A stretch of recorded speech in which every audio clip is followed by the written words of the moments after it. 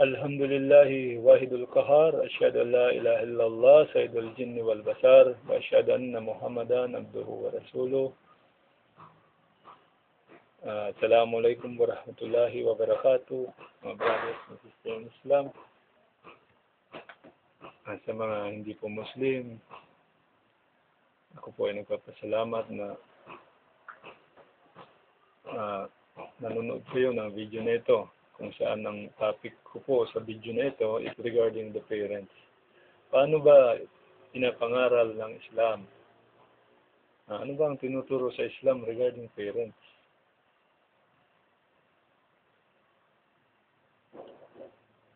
So, unang-una pong tinuturo sa Islam, lagi kong inulit-ulit, ay ang pagsamba na walang ibang Diyos na dapat sambahin kundi ang Allah subhanahu wa ta'ala.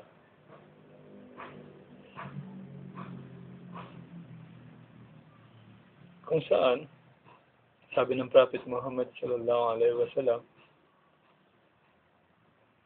kay Muad, sabi niya, "Atadri ma haqqullahi 'ala al-ibadi?" Sabi niya, "Do you know what Allah's right to His servants is?" Muad replied, "Allah and His Messenger know better." So sinabi ko ng Prophet Muhammad sallallahu alaihi wasallam, ay ya'buduhu wa la yushriku bihi shay'a. So sinabi ng Prophet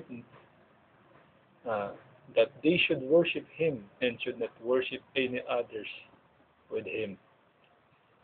So the Prophet then said, "Atadri ma haqqul ibadi ala Allahi idha fa'alu dhalik alla ya'addibahum." Sabi niya, "Do you know what the right of the servants on Allah is? If they do this, He should not punish. He should not punish them."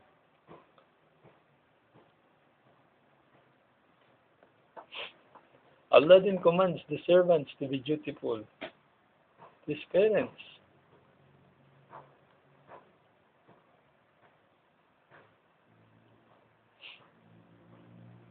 For Allah made parents the reason for the servants to come to existence.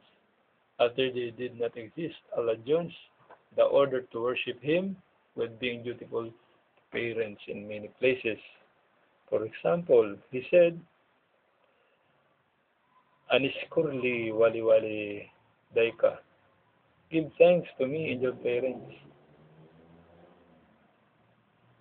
So, sinabi ng Allah, magpasalamat kayo sa Allah subhanahu wa ta'ala at magpasalamat kayo sa inyong mga magulang. Sinabi niya pa sa banal na Quran, وَقَضَى رَبُّكَ الْأَحْتَبُدُ إِلَّا إِيَّهُ وَبِالْوَالِدَيْنِ إِحْسَانًا. Sabi niya, and your Lord has decreed that you worship none but Him or but Allah, and that you be dutiful to your parents.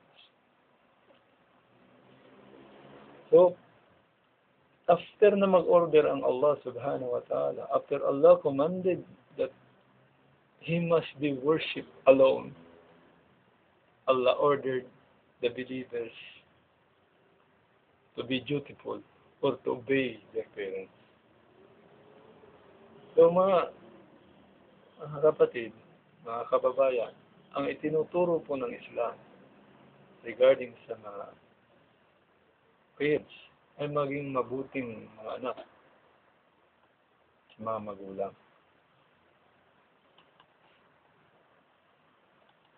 Ng anak po dapat hindi tataas ang boses.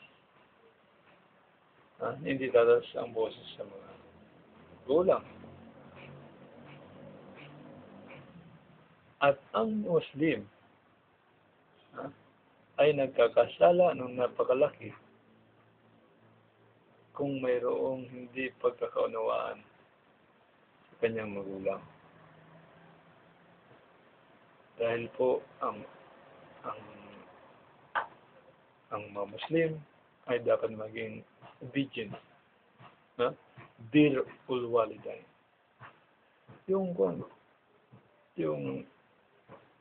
dutifulness to parents, or the kindness to parents.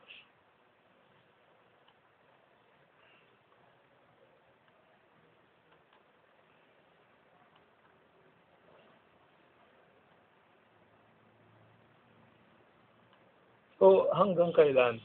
O hanggang saan? Ano ang limit ng pagsunod sa magulang? At tinuruan po ang mga Muslim, kaming mga Muslim, na ito ang limit.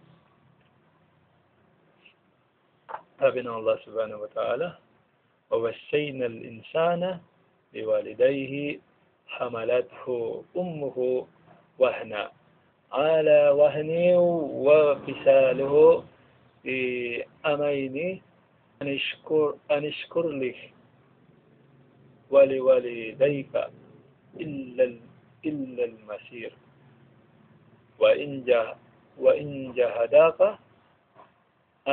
أَلَّا تُشْرِكَ بِي ما ليس لك به علم فلا تطعهما وسجبهما في الدنيا معروفا واتبع سبيل من أناب إلي ثم إلي مرجعكم فأنبئكم bima kuntum ta'malun. Sinabi ng Allah subhanahu wa ta'ala, give thanks to me and to your parents. And to me is the final destination. But if they both strive with you to make you join in worship with me, others that of which you have no knowledge, then obey them not. But behave with them in this world kindly, and follow the path of him who turns to me in repentance and in obedience.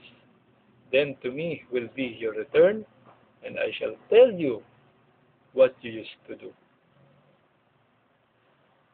Therefore, Allah ordered children to be dutiful and kind to their parents, even if they were idolaters, or even if they are not Muslims.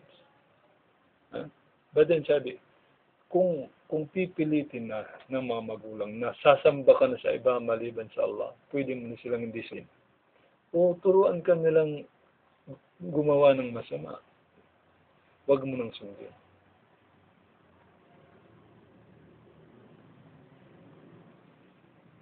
Yun po ang pangaral ng Allah subhanahu wa ta'ala sa mga Muslim, na dapat ang Muslim ay magsamba lang sa nag-iisang tagapaglikha, ang Allah subhanahu wa ta'ala, at maging dutiful o maging obedient sa kanilang mga magulang. At kung sakaling hindi Muslim ang kanilang mga magulang at sila ay pinipilit na sumamba sa mga Diyos-Diyosan o magtambal sa pagsasamba sa Allah subhanahu wa ta'ala, inuutosan ng Allah subhanahu wa ta'ala ang isang Muslim na huwag itong sundin. Kung ito ang ipinag-uutos ng kanilang mga magulang, na suwayin ang utos ng Allah subhanahu wa ta'ala. O kaya gumawa ng kasamaan, o inuutosan na ang kanyang anak na gumawa ng ipinagbabawal sa Islamic Sharia. Ito po ay hindi na dapat sundin. Marami pong salamat. Assalamualaikum warahmatullahi wabarakatuh. Salamat.